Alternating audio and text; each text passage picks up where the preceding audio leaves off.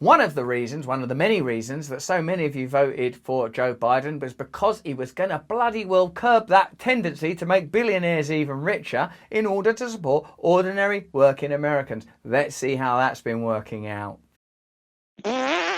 American CEOs make 351 times more than workers. In 1965, it was 15-1. Last week, the Economic Policy Institute released a report on the increasing pay gap between chief executive and workers. So all this talk about we're going to do something about inequality, it's getting worse. Not better, not even staying the same, getting worse. Don't talk about it then. Just forget it. Say, yeah, we're not going to do anything about that problem. Forget it. It's just going to continue to increase.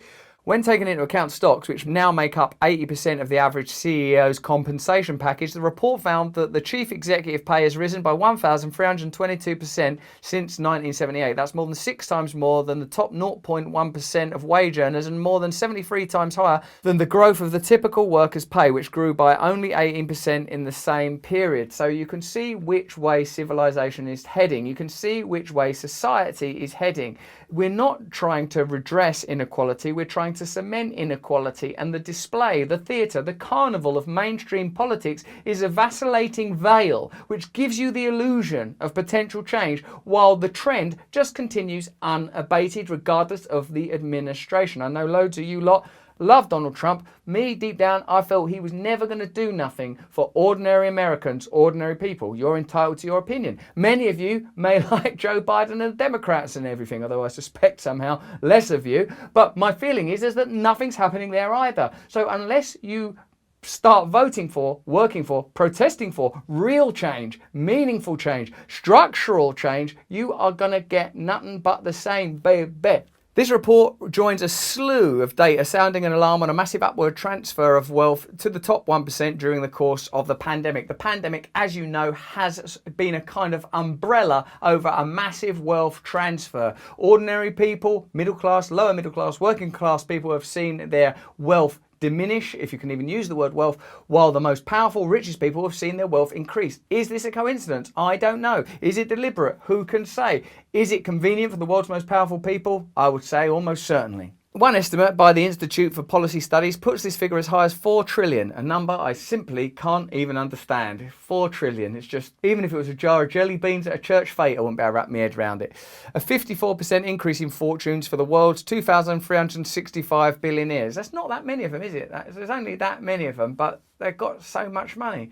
Today in the US, the CEO to worker pay gap stands at 351-1. At that point, you don't want us to try and diminish it and control it. You just got to abandon the system, haven't you? Let's see if we can get it down to 250-1. It just don't work, does it? Don't have that type of system. Do another one. Do you need systems that are so glaringly... If like plane crashes were only 1 out of every 3 planes crashes into the ground. Oh, we'll just try and do better. It doesn't work. Fix them. Do something different. It's a frivolous example that I just gave, but I bet that more people die as a result of poverty and poverty-related illnesses than die in plane crashes. So there you go. In other words, the average CEO makes nearly 9 times what the average person will earn over a lifetime in just 1 year. It's worth remembering that the federal minimum wage would be $24 an hour today had it kept pace with worker productivity rather than the $7.25 that it's been stuck at since 2009. Where does wealth come from?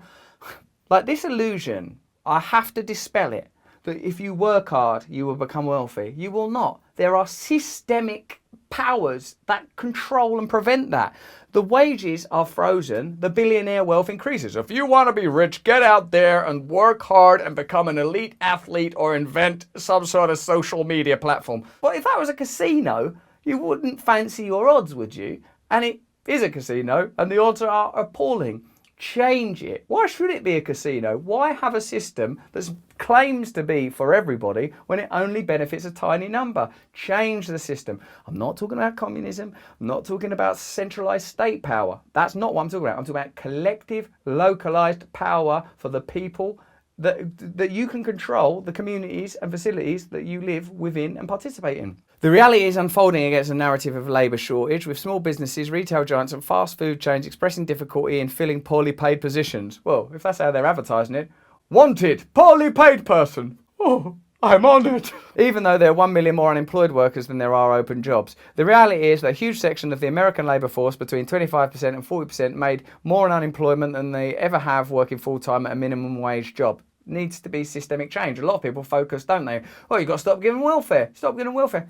No, pay them properly, you lunatics. It'll be a better society for everybody. And even that still places work and economics at the centre of society. How about a real radical change where we just look at how much resources are available, think about what you want your life to be like, and organise society around those principles, recognising it will vary place to place, community to community. But only centralised power are absolutely necessary and beneficial to the majority. Not centralised power always, regardless of how it affects the majority. Labour shortage has become doublespeak for a stubborn reluctance on the part of politicians and business to address poverty wages, the remedy for which has been to let pandemic unemployment assistance expire so that workers are desperate enough to go back to exploitative conditions that billion-dollar companies insist are necessary to keep the economy running. The economy is already collapsed. The economy collapsed. The pinnacle of the current economic ideology is Wall Street and the financial industry. It collapsed. It's only artificially alive. It's an illusion. It's gone. It was held up in 2008 by trillions of dollars of, where did they get that money again? You! Your money! They stole it from you! Whose money was it in the first place that they gave? Yours! Holy shit! The whole thing's a lie!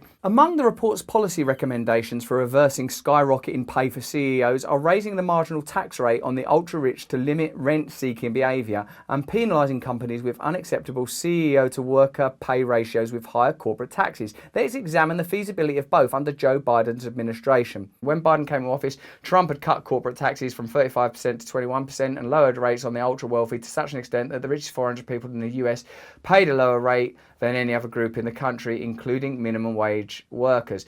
Biden has proposed raising corporate taxes to 28%, 7% lower than they would have been when Barack Obama left office, though there was some suggestion that Biden would concede to a 25% corporate tax rate if it would please congressional Republicans. This is dead paradigm information, quibbling about 21%, 27%, 28%, while still oiling the belly of the dirty beast that runs things. It's not going to provide any solutions for you, an ordinary American. The beast must be slain. This is a far cry from the popular policies Bernie Sanders proposed during the presidential primary, such as giving workers an ownership stake in the companies they're employed by democratising corporate boards through employee elections, passing a wealth tax, banning stock buybacks, and more. In other words, popular slogans taking aim at the top 1% have resulted in an administration of corporate Democrats. With the stroke of a pen, Biden could provide life-changing financial relief for 1 in 8 people living in the US. Each day he chooses not to is further proof that Biden is keeping to his original promises to rich donors on the campaign trail.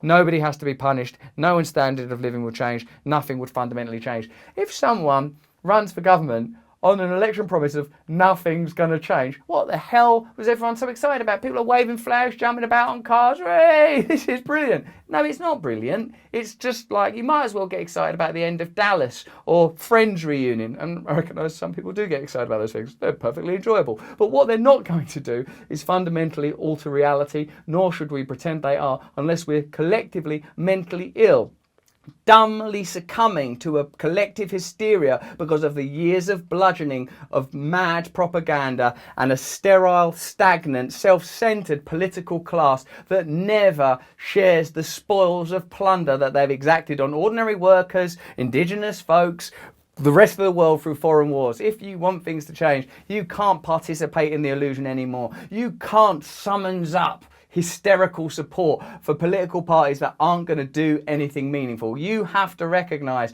that whether it's Biden or someone else, it means nothing. Only vote for things, only participate in things that give you direct political power. That means the ability to affect and improve your own life.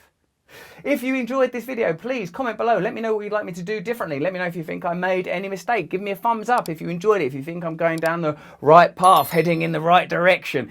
You can sign up to my mailing list, russellbrand.com, so I can remain in direct contact with you should I ever need to. If you want to hear a deep conversation with me and another intellectual, God, am I an intellectual? Then sign up to my podcast, Under the Skin, from Luminary on Apple. If you enjoyed this video, why not watch this one? Similar themes, similar ideas. You're probably going to love this dirty little fella. And if you need some spiritual advice and counsel and a bit of a break, have a look at this video. Whatever you do, stay free, stay connected, keep watching. Thank you.